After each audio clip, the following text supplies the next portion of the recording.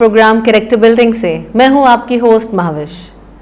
जैसा कि आप जानते हैं कि हमने इस प्लेटफॉर्म से Amazon virtual assistant training program start किया है।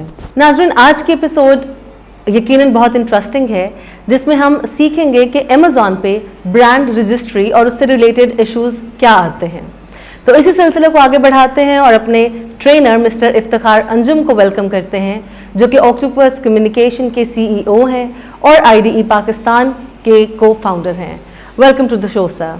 Thank you very much. Sir, सबसे पहले आप प्लीज़ हमें ये बताएं कि Amazon पे चूँकि बहुत ज़्यादा फ्रॉड होते हैं, तो how to protect your brand from any kind of fraudulent activity. Thank you very much. ये टॉपिक इंतहाई इम्पॉर्टेंट है, क्योंकि जब लोग अपना ब्रांड लॉन्च करते हैं तो दे गेट वेरी एक्साइटेड कि जी हम अपना ब्रांड लॉन्च करें, हम अपनी प्रोडक्ट लॉन्च करें और जल्दी से जल्दी हम अमेज़ॉन पे बेचना शुरू कर दें।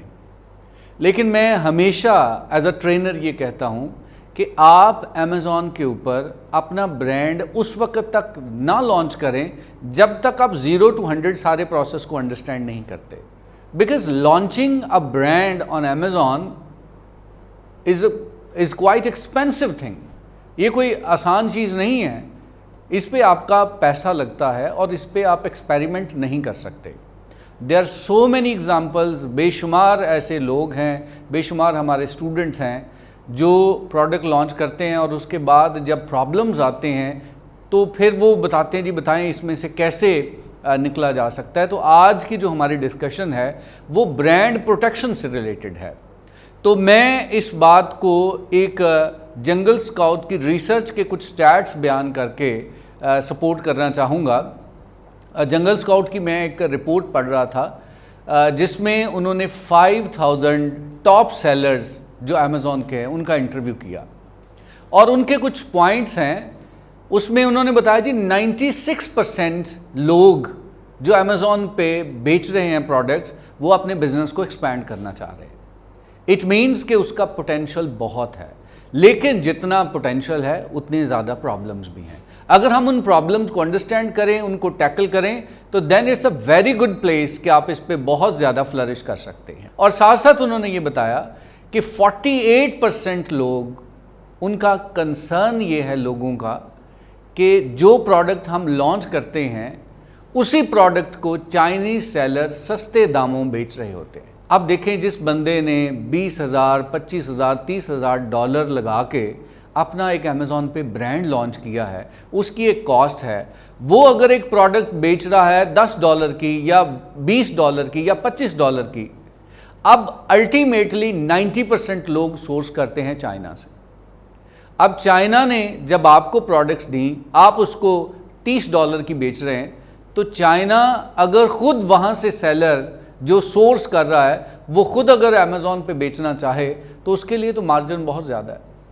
जो आप $30 की बेच रहे हैं वही वो $20 और $25 की लगा देता है। अब उस सूरत में क्या होता है कि आपसे लोग परचेज नहीं करेंगे। नो डाउट अमेज़ॉन पे लोग प्राइस कॉन्शियस भी हैं, क्वालिटी कॉन्शियस के साथ साथ, लेकिन जब आपकी ही प्रोडक्ट की क्वालिटी $10 के फ़र्क के साथ बायर को अवेलेबल है तो who will buy from you? This is a very big challenge.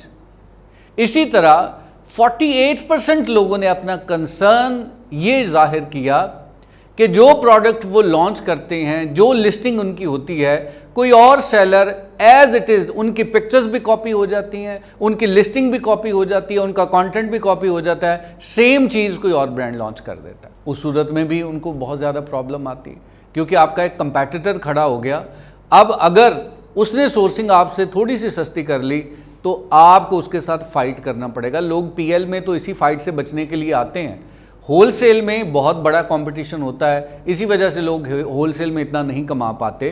तो उनका मकसद होता है जी हम अपना प्राइवेट लेबल प्रोडक्ट लॉन्च करेंगे, लेकिन प्राइवेट लेबल प्रोडक्ट में भी ये प्रॉब्लम्स हैं। 48% लोगों ने कहा कि हमें कॉपी कैट्स का इशू है कि लोग एज इट इज़ हमारे इमेजेस, हमारी लिस्टिंग कॉपी कर लेते हैं एंड वी आर हेल्पलेस। और 39% लोगों का कंसर्न है कि they are being squeezed between Amazon's Chinese seller and buyer. वो कहते हैं जी हम तो पिस रहे हैं कि बहुत कम मार्जिन हमें वहाँ से मिलता है और फिर जो बायर है वो जिस मार्जिन के साथ चीज़ें परचेज कर रहा है बड़े मिनिमल मार्जिन्स के ऊपर हम काम कर रहे हैं। तो ये इतने बड़े चैलेंजेस हैं। और फिर सबसे बड़ा जो चैलेंज जो चाइना की तरफ से पूरे अमेज़ॉन सेलर्स को पूरी दुनिया में और ख़ास तौर पे यूएसए के अंदर फेस करना पड़ रहा है कि आपने एक प्रोडक्ट लॉन्च की, चाइना से कोई सेलर क्लेम कर देगा जी ये प्रोडक्ट मैंने रजिस्टर्ड कराई हुई है, रजिस्टर नहीं करवाई होती लेकिन वो क्लेम कर देते हैं। अब प्रॉब्लम ये है कि उनके जो आईपीज़ हैं वो रजिस्टर्ड हैं चाइना के, यूएसए से उनके ऊपर आप जितना मर्जी क्लेम को रिबटल दें उनके ऊपर कोई इम्पैक्ट नहीं आएगा। और अमेज़ॉन उनको उस तरह से क्लेम क्या वो कहते हैं ना पेनल्टीज़ नहीं डाल सकता। तो अमेज़ॉन पे बेचना आपको अंदाज़ा हो गया होगा कि ये कोई आसान काम नहीं है। इनका एक ही हल है और वो हल क्या है कि आप अपने ब्रांड को रजिस्टर करवाएं। जब आपने ब्रांड को आप रजिस्टर करवा देंगे तो आपको प्रोटेक्शन मिल जाएगी, किसी हद तक आपको प्रोटेक्शन मिल जाएगी।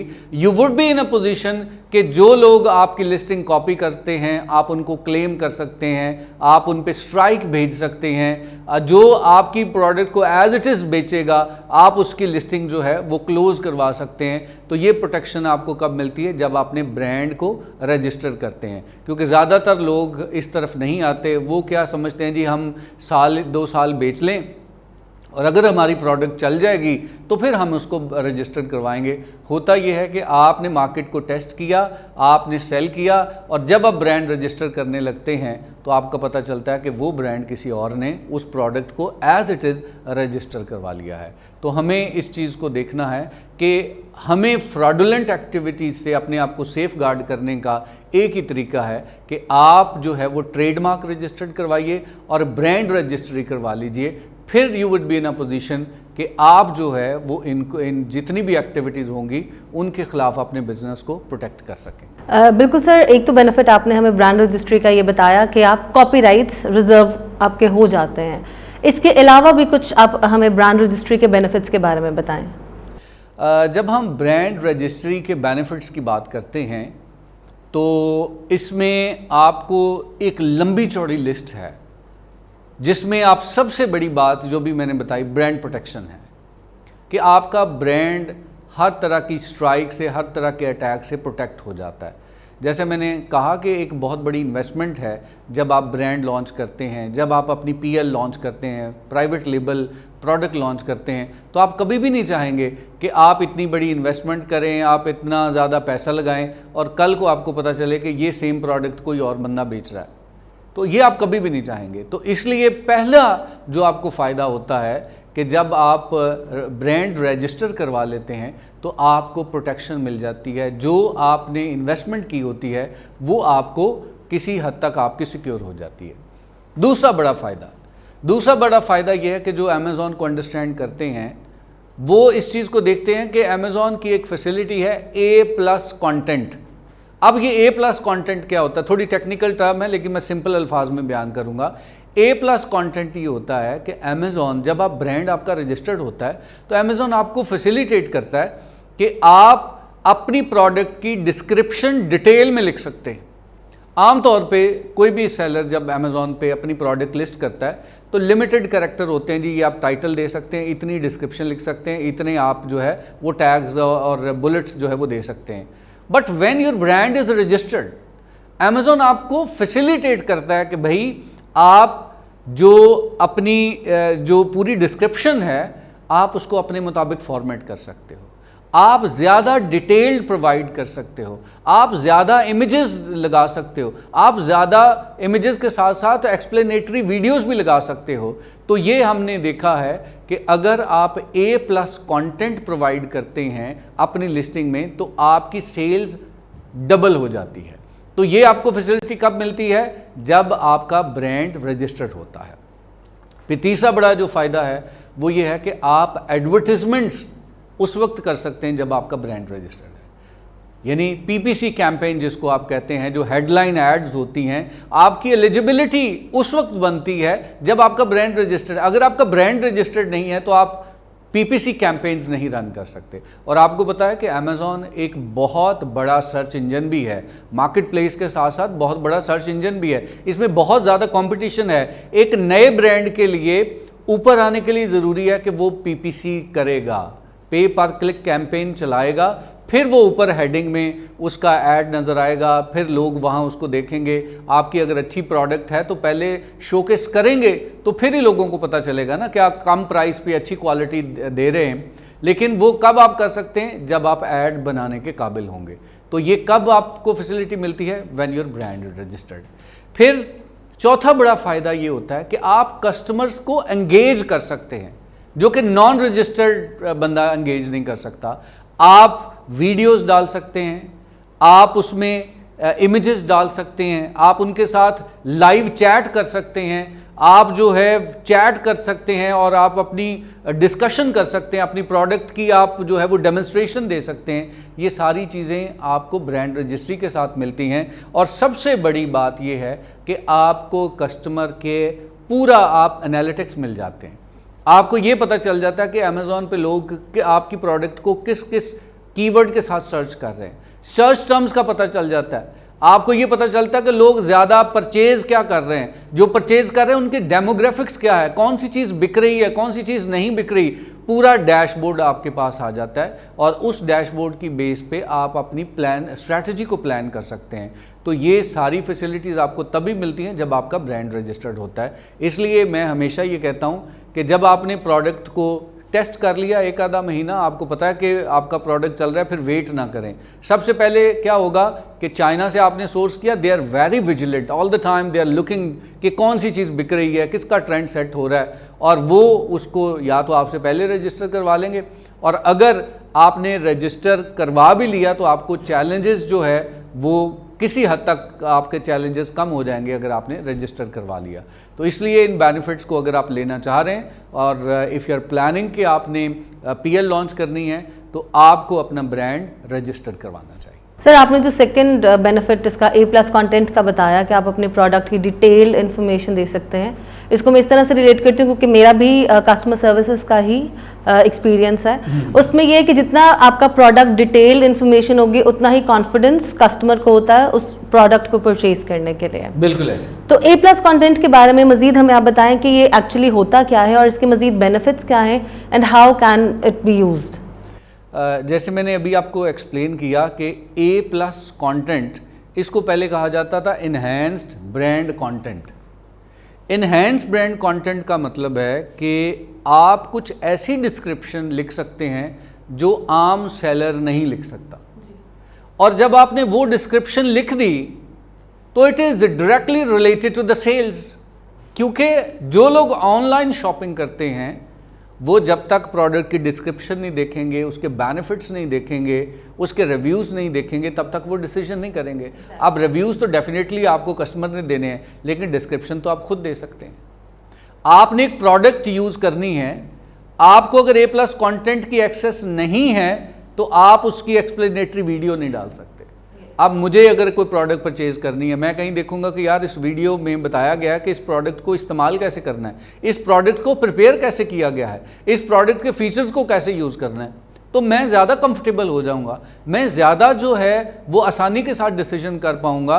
और जब मैं कंपेयर करूंगा किसी ऐसी प्रोडक्ट को कि जिसकी डिस्क्रिप्शन इतनी अच्छी नहीं है, जिसके इमेजेस इतने ज़्यादा नहीं हैं और जिसकी वीडियोस नहीं हैं, मैं ये समझूंगा कि शायद वो ये प्रोडक्ट उससे इन्फीरियर है। तो आप ये समझ लीजिए कि अगर आपको A+ कंटेंट की फैसिलिटी मिलती है तो आप कहीं पे बहुत मतलब आप कंपेयर करें, आप दूसरे लोगों से आपको बहुत ज़्यादा एडवांटेज मिल जाता है। तो ये आपकी सेल्स बहुत ज़्यादा इंक्रीज़ कर देता है और आपका जो ट्रस्ट लेवल है वो कस्टमर जो है वो ज़्यादा आपके ऊपर ट्रस्ट करना शुरू कर देता है। यानी आप समझ लीजिए कि रिच कंटेंट आप दे सकते हैं, इसमें टेम्पलेट्स अवेलेबल होते हैं, ये कोई बहुत मुश्किल काम नहीं है। टेम्पलेट्स अवेलेबल होते हैं जो आपको बेनिफिट्स मिलते हैं, आपने ड्रैग एंड ड्रॉप करना है और आसानी के साथ, खूबसूरती के साथ अपनी प्रोडक्ट को आप डिस्क्राइब कर सकते हैं और ज़्यादा एंगेजिंग आप जो है वो लोगों को कर सकते हैं। और डेफिनेटली ये फैसिलिटी तभी यूज़ हो सकती है जब आपका ब्रांड रजिस्टर्ड। बिल्कुल ऐसे। सर, ब्रांड रजिस्ट्री में अमूमन कितना टाइम लग जाता है और इसमें कितने पैसे लग जाते हैं? ब्रांड रजिस्ट्री को अंडरस्टैंड करना बड़ा ज़रूरी है कि दो चीज़ें हैं ब्रांड रजिस्ट्री की जब हम बात करते हैं। एक है ट्रेडमार्क को रजिस्टर्ड करवाना और एक है ब्रांड रजिस्टर्ड करवाना। ये दो चीज़ें हैं, ये दो अलग अलग चीज़ें हैं। सबसे पहले आपने ट्रेडमार्क अपना रजिस्टर्ड करवाना होता है। जब आपने देखा कि जी आपने जब नाम फाइनल किया, आपने डोमेन चेक की कि डोमेन अवेलेबल है, वो आपने बुक कर ली, आपने लोगो बना लिया, आपने जो है वो अगर वेबसाइट भी बना ली तो बहुत अच्छी बात है। ये सारी चीज़ें जब आपके पास तैयार हो गई, आपने नाम फाइनल कर लिया, आपने कलर स्कीम फाइनल कर लिया, आपने लोगो फाइनल कर लिया, तब आप क्या करेंगे, आप ट्रेडमार्क रजिस्ट्री के लिए अप्लाई करेंगे। अब अगर नॉर्मली हम बात करें तो ट्रेडमार्क रजिस्ट्री के लिए अप्लाई करते हैं तो यू कैन एक्सपेक्ट कि शायद साल भी लग सकता है फॉर रजिस्ट्री। लेकिन अमेज़ॉन ने आपको एक फैसिलिटी दी है, वो है IP एक्सेलरेटर की फैसिलिटी, जिसको हम कहते हैं इंटेलेक्चुअल प्रॉपर्टी एक्सेलरेटर। अब ये क्या है कि इसमें अमेज़ॉन आपको एक जो IP अटॉर्नी असाइन कर देता है, एक स्पेशलिस्ट असाइन कर देता है, जो कि आपके इस काम को सालों तक नहीं बल्कि 1-2 महीने के अंदर वो इस प्रोसेस को मुकम्मल कर लेता है। लेकिन अक्सर लोग ये पूछते हैं, स्टूडेंट्स ये पूछते हैं कि सर जब तक मेरा ट्रेडमार्क रजिस्टर्ड नहीं होगा क्या मैं ब्रांड रजिस्ट्री की एप्लीकेशन नहीं दे सकता? तो ब्रांड रजिस्ट्री की एप्लीकेशन आप दे सकते हैं। आप उसमें ये बताएंगे जी मैंने ट्रेडमार्क के लिए अप्लाई किया हुआ है, ये मेरा रसीट नंबर है, ये मेरा एप्लीकेशन नंबर है, और अमेज़ॉन उस चीज़ को कंसिडर करते हुए आपके ब्रांड रजिस्ट्री की एप्लीकेशन जो है वो उसको एंटरटेन करेगा। और जब तक मतलब वो चीज़ें चल रही होती हैं, अभी प्रोसेस चल रहा होता है, आपका वो ब्रांड नेम और आपका वो जो सारी जो चीज़ें आपने रजिस्टर्ड करवाई हैं, क्योंकि इसमें भी आपको होता है कि आपने डिज़ाइन करवाया या आपने फंक्शन को रजिस्टर करवाना, ये टेक्निकल चीज़ें हैं, उस पर हम कभी फिर बात करेंगे। लेकिन बताने का मकसद ये है कि जब आपका प्रोसेस इनिशिएट हो जाता है तो अगर कोई सेम प्रोडक्ट को, सेम ब्रांड को कोई और बंदा रजिस्टर करवाने के लिए अप्लाई भी करेगा तो आपकी एप्लीकेशन जा चुकी है तो वो डेफिनेटली वो रिजेक्ट हो जाएगी। अब कॉस्ट की अगर हम बात करें तो ये बहुत ज़्यादा कॉस्टली प्रोसेस नहीं है। मतलब आप ये समझ लीजिए $200 से $300 जो है वो इसका एक्सपेंस है। बात का अटॉर्नी टू अटॉर्नी वेरी भी करता है, लेकिन जो एक्सपेंस है नॉर्मली वो आप 200 to 300 USD इसका एक्सपेंस आता है। सर ये बताएं कि ब्रांड रजिस्ट्री किस हद तक आपके ब्रांड को प्रोटेक्ट कर सकता है? बात यह कि अगर थ्योरेटिकली हम बात करें तो once your brand is registered तो फिर आपको किसी किस्म का डर नहीं होना चाहिए। लेकिन अगर प्रैक्टिकली देखें तो प्रैक्टिकली अभी बहुत सारे लूप होल्स हैं। बेशुमार लोग हमसे पूछते हैं कि मैंने अपना ब्रांड रजिस्टर्ड करवाया हुआ है और मैंने पेटेंट करवाया हुआ है, मेरी प्रोडक्ट पेटेंटेड है, लेकिन उसके बावजूद मैंने देखा है कि चाइना में सेलर्स जो हैं वो सेम मेरी प्रोडक्ट जो है वो बेच रहे हैं। और वो लोग ये कहते हैं जी हमने अमेज़ॉन पे बेशुमार दफ़ा कंप्लेन भी की है, लेकिन अमेज़ॉन उसको एंटरटेन नहीं कर रहा। क्योंकि जब आप रजिस्टर्ड करवाते हैं ब्रांड तो एक जिस पे मैं खुद भी मेरी रिजर्वेशन है कि अमेज़ॉन उसको गेटेड नहीं करता। लॉजिकली ये होना चाहिए कि एक ब्रांड को मैंने रजिस्टर्ड करवा लिया है, प्रोडक्ट को मैंने रजिस्टर्ड करवा लिया है, जब कोई दूसरा बंदा same product with the same specification registered करवाने के लिए आए तो मुझसे परमिशन लेनी चाहिए कि क्या मैं अलाउ करता हूँ। लेकिन अमेज़ॉन ऐसा नहीं करता। अमेज़ॉन अलाउ करता है, वो प्रोडक्ट को गेटेड नहीं करता, रिस्ट्रिक्टेड नहीं करता, और फिर किसी हद तक आपके पास डायरेक्ट एक्सेस नहीं होती कि आप लोगों को ब्लैक लिस्ट कर सके, ऑल्दो के आपने ब्रांड रजिस्टर्ड करवा लिया। ये प्रैक्टिकली अगर हम देखें तो ये चीज़ें ऐसी हैं कि there are so many questions.